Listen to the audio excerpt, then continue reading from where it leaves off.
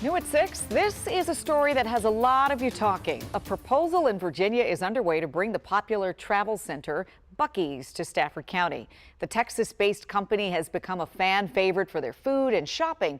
But as our Rafael Sanchez Cruz tells us, neighbors next to the proposed site are giving a resounding no to the whole thing. We're talking about what could be the third Buc-ee's in Virginia. It would be built on this huge plot of land right beside me. But homeowners in this Embry Mills neighborhood are already pushing back because of the close proximity to their homes. It's Wawa's grand opening on Courthouse Road in Stafford, and Richard Wallace says he couldn't be happier. But the same can't be said about a proposal to bring a Buc-ee's right across the street. It's 24 hours a day, noise, and the traffic, it's unsafe.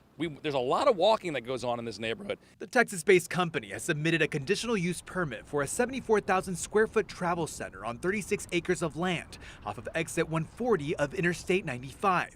A development plan shows the center would bring in 200 jobs with benefits and pay above minimum wage. These homeowners say they're not convinced. I'm not averse to progress. I'm not averse to development, but I don't need 120 gas pumps in my backyard. The application for Buc-ee's to purchase the land in Stafford is still under review, with no date scheduled for public comment or a clear timeline for the project. I love Buc-ee's.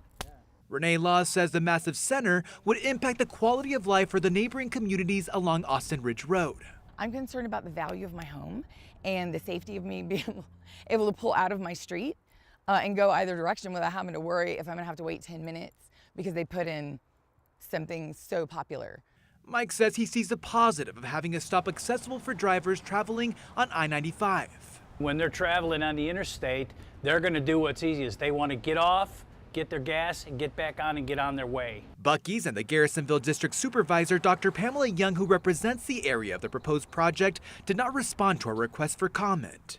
Stafford County supervisors are set to have a meeting next week to discuss zoning. The Buc-ee's project is not on the agenda, but homeowners say they're showing up to tell the supervisors they don't want Buc-ee's in their neighborhood. In the Embry Mills neighborhood, Rafael Sanchez Cruz, WUSA 9. We'll see what happens.